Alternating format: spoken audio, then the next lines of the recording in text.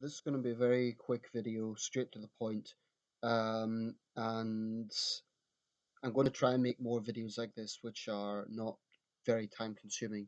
So basically, Greater Manchester Police had a training exercise, counter-terrorism training exercise. And in this exercise, which I understand had been planned for some time, they wanted to make it as realistic as possible to stimulate a real life terror attack, large scale terror attack. So basically, they had a guy dressed up in black come into a shopping center, and presumably all the people involved were included in this setup. So this wasn't just spontaneous. They obviously, used the shopping center for whatever time this took. And the guy comes in and shouts Allahu Akbar, and there's an explosion, and then there's people on the ground covered in blood. They all have headphones on, excuse me, not headphones, glasses, presumably to protect them from the shards or remnants or whatever of the explosive device. And they have fake blood, and the whole setup's pretty convincing. It reminds me of the Westgate shopping attack in Kenya, and also to compare it to other high-profile terrorist attacks, it's like well, I suppose it's to simulate, for example, what happened in the Bataclan in Paris, like that sort of large scale scenario, or indeed if it was to happen in the lobby of a major railway termini. Um, I think in Britain, if we're going to experience a major terrorist attack, and it is a strong, strong possibility, it's less likely to be on the London Underground and more likely on surface level. The reason I say that is because since the 7th of July attacks and the 21st of July attacks, security on the Underground has significantly improved. Um, that's why Britain hasn't experienced a major successful large scale attack in 11 years. That's not to say there hasn't been attempted attacks. There was perhaps the most high profile was the Glasgow attack in 2007, days after Gordon Brown took office. In that, thankfully, the only people who were hurt were the terrorists. But there has been a few other attempts. There was the guy in Exeter who tried to commit a suicide bombing. Again, he only injured himself.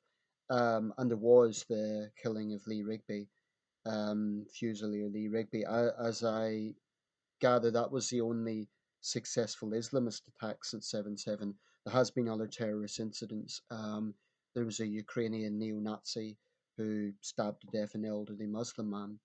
So terrorism is a very, very real problem in, well, worldwide. And Britain, as a major world player, is obviously a major target. In fact, only yesterday, Theresa May raised the threat level from Northern Ireland related terrorism to severe, which means an attack from dissident Irish Republicans is highly likely. Being from that part of the world, I do feel inclined to say something, and I just think they're pathetic losers. The vast majority of people in Northern Ireland have moved on from the past, and these low life criminals just want this thing to continue. They're never ever going to get their way. I mean, if they think they're going to get a united Ireland through violent means, they're deluded. They're utterly deluded. Um, it's down to politics now. If Northern Ireland ends up with a referendum, then so be it. But anyway, not to go off on a tangent, I want to talk about this training incident, training exercise in Manchester, because it's got a bit of attention not for the exercise, but because Greater Manchester Police have decided to apologise for the fact that the actor used the phrase Allahu Akbar. Now, literally translated, that means God is great. I am well aware that this phrase is used in many different contexts. It can be used, for example, in celebratory form for a wedding. It's often used in moments of camaraderie situations. Um, but the fact of the matter is, in virtually every jihadist attack, at some point, the attackers, one, if not all of them, will shout this phrase. It is absolutely consistent with jihadist attacks, and this is seen the world over, not just against Western targets, it's seen basically everywhere where there is Islamist terror. Now, Muslim groups have apparently complained about this, and Greater Manchester Police have apologised. Um, I think this is ridiculous. I think it's total nonsense because the point of this exercise was to be as realistic as possible. Now, the fact of the matter is, terrorists do not, attack a shopping centre or a train station or an airport lobby, whatever it is, and shout out in English, Merry Christmas, or not all terrorists are Muslims, or something like that. There is a consistent trend with this. They shout out Allahu Akbar. That is the phrase they shout out. This isn't sensationalism, and it sure as hell is not Islamophobia. So the decision by Greater Manchester Police to apologise has been widely ridiculed, and I think it's nonsense that they have caved into this spineless political correctness. And the Muslim groups who are complaining about this need to frankly get into the real world, and stop this professional victimhood mentality, because the point of the exercise is to be realistic as possible. So what do they expect the this potential terrorist, this guy who's portraying a terrorist, to shout out? He can't just shout out random jargon like "I'm going to kill everyone," because that is not in consistency with what we see in jihadist attacks, and the vast majority of attacks are Islamist inspired. Now I get it; there are far right factions out there. Occasionally, there's animal rights extremists. There's the Northern Ireland issue. Those are all real problems. I'm not downplaying it, but the threat from Islamist terrorism is on an exceptional level, in my opinion. Um, Paris and Brussels are just two examples. These people are absolutely hell bent on targeting Western cities and indeed destabilizing Iraq and Syria. As we saw yesterday, they butchered 85 plus people in Baghdad. So, when they attack, they don't say just we're going to kill everyone. This is a consistent thing that they say. So I think it is utterly ridiculous that Greater Manchester Police has caved in to a very small minority of oversensitive idiots. I mean, Muslims shouldn't be offended by that. It's just consistent with what Islamists tend to say. And don't forget, their main victims are Muslims anyway. So I really think this professional victimhood mentality that frankly pervades too many Muslim people in the UK needs to be challenged. That's not to say that there aren't examples of Islamophobic attacks. There are.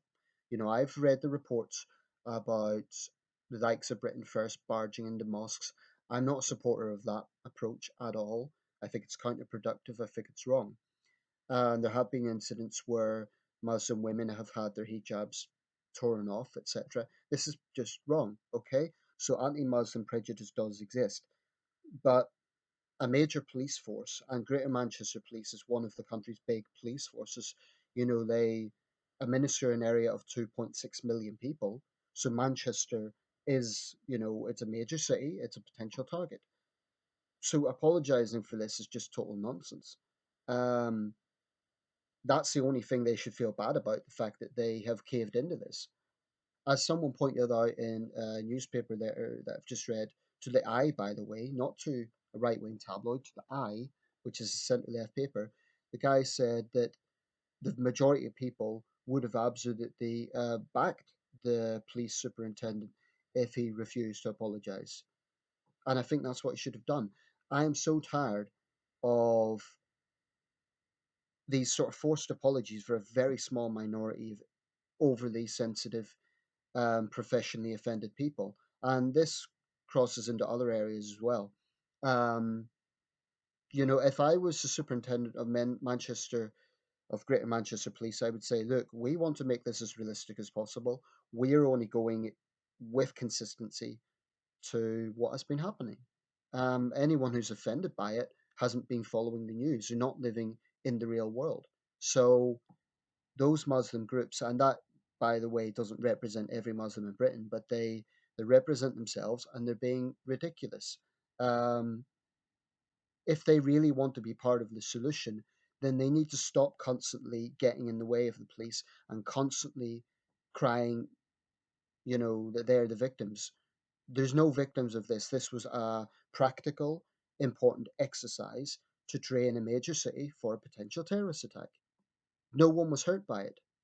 In fact, the whole point was to protect people. So Yeah, I think the whole thing's ridiculous.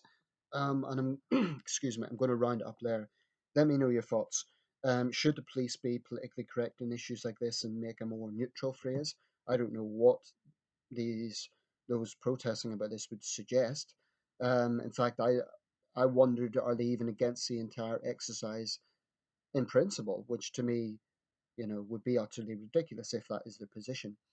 But, what do they suggest that the terrorist says? He's not going to rush in and say nothing because that's not consistent with ideological terrorism.